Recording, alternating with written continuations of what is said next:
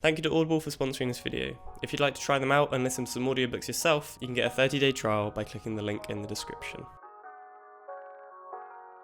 Hello and welcome to Naples, Italy.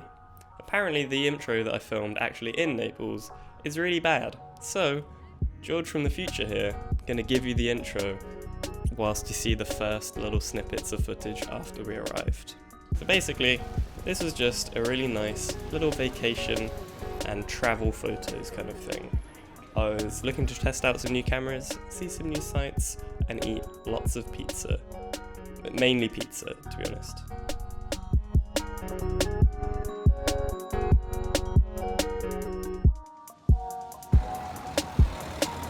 So I'm shooting on this Leica with a 35mm lens, but for the first time ever, I've put a yellow filter on it. So I've never really done filters. I've used an ND filter a few times, but I've never used a color filter. So what this does is block certain light rays so that it adjusts the contrast. So why have I chosen to do this here? Well, first of all, it's quite hazy here. So the yellow filter cuts through a lot of fog and haze and gives you a bit of better visibility. So that's a big bonus. And then also it increases the kind of contrast in the sky and clouds. So I just thought that might be interesting for here. We were meant to have a bit of storms and clouds. So I'm interested to see what kind of new aspect that brings to my photos.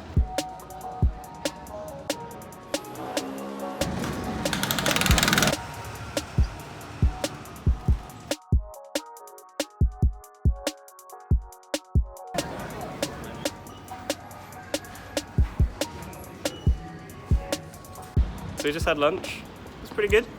Nice pizza, and now we're heading on a bit of a trek. We've gone up quite a big hill so far, but I got a tip off from Dan Rubin. There is a great monastery, or ex-monastery, that has a great view of the whole city. So we're making this big pilgrimage. Hopefully it's worth it. It's all pretty steep stairs, but it's fine.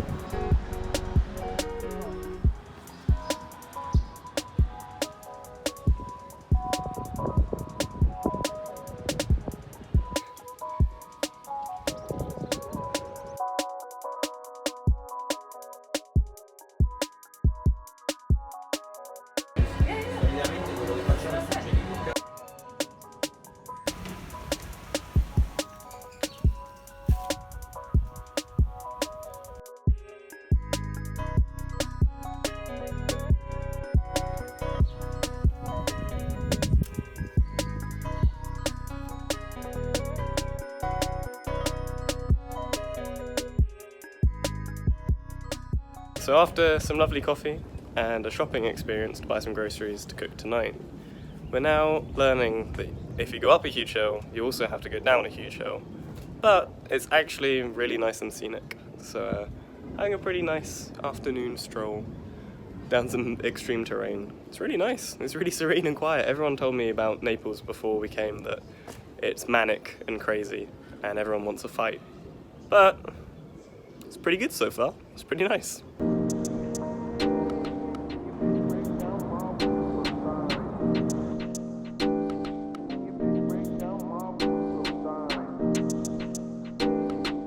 One of the things that I found quite interesting so far is all of these, I guess they're Catholic shrines. I've just never really seen something like that before. It's quite interesting. They're literally everywhere.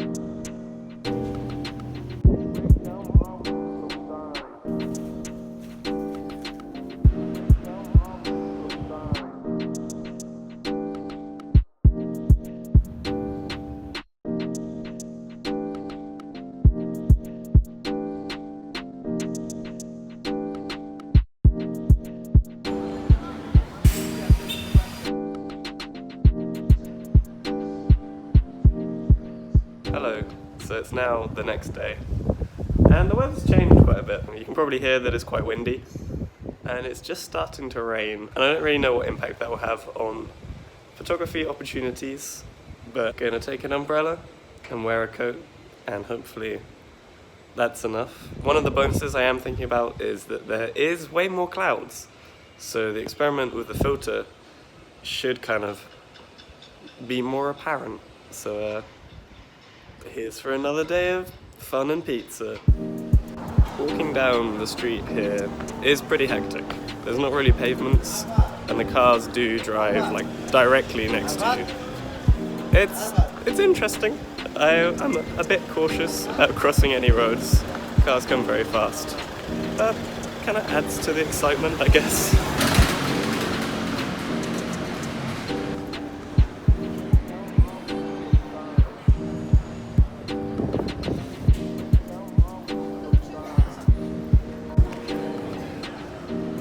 I think I said yesterday that it wasn't as hectic or as crazy as I was expecting from what my friends have said.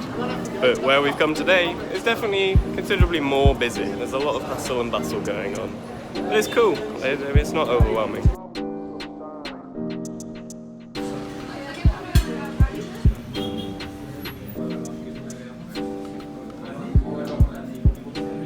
So we just finished up having lunch at Lombardi's, which is pretty good. It's a very historical place. I think it's been there since 1892, which is pretty good going for a restaurant if you ask me. It's probably worth eating there just for that. The reason we went there is because they serve pizza and pasta all under one roof, which has been proven hard to find so far. If you're looking for that, why not go there too? And for now, we're just going to walk back towards the hotel. It's getting pretty miserable outside, but we're going to try and make the most of it. So, see you there.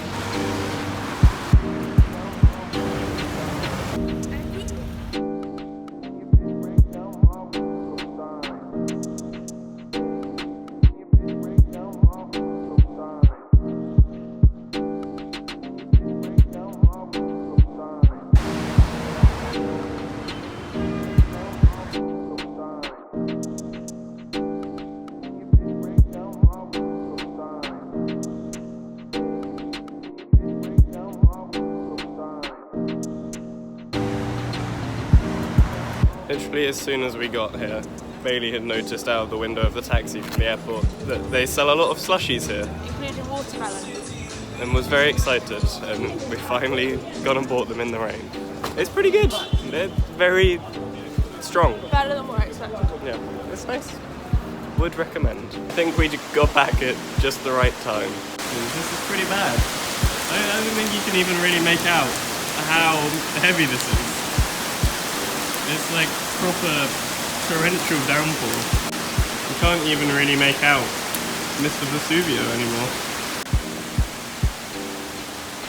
So I thought something that would be interesting to finish this roll up with is to take one photo with the filter and one photo that's exactly the same without the filter to do like a real comparison between the two. To compensate for the filter, you actually have to overexpose by 2 stops, I think. So I'm going to have to do a bit of changing with metering, but that shouldn't really change the kind of output. So it's going to be a photo of this Vesuvius scene with pretty textural clouds. It should look interesting.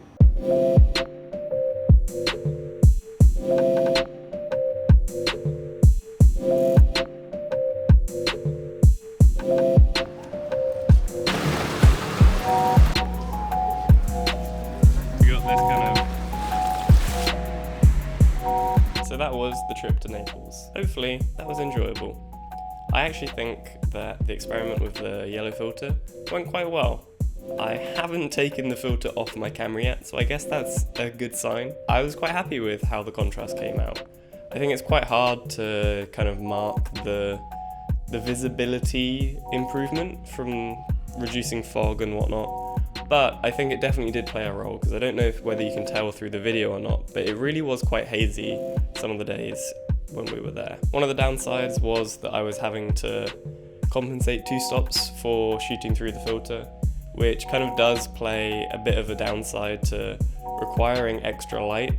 So to kind of combat this, I was having to push the film, which added more grain and contrast anyway.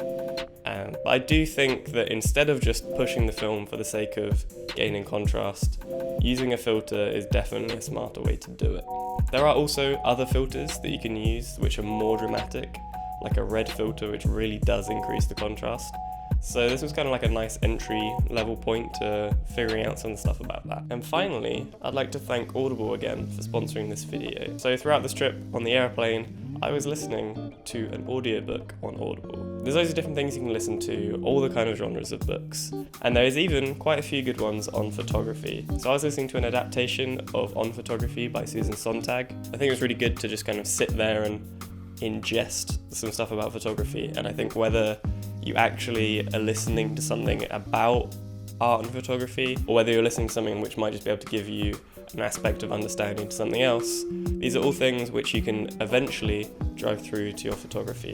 So I definitely recommend listening to some audiobooks. It's something I'm really trying to fit into my routine way more now, and I hope this will make me a smarter and better human being, and not just that, but hopefully maybe better at photography. So if you also want to check it out and see the vast selection of audiobooks that you could be listening to, you can click the link in the description, which is audible.com/negative feedback, or text negative feedback to 500 500 to start your free 30-day trial and get your free audiobook to try out listening to some stuff. So yeah, thanks to them again. Thank you to you for watching. I don't know what's next week yet, to be honest. There'll be something hopefully. So see ya.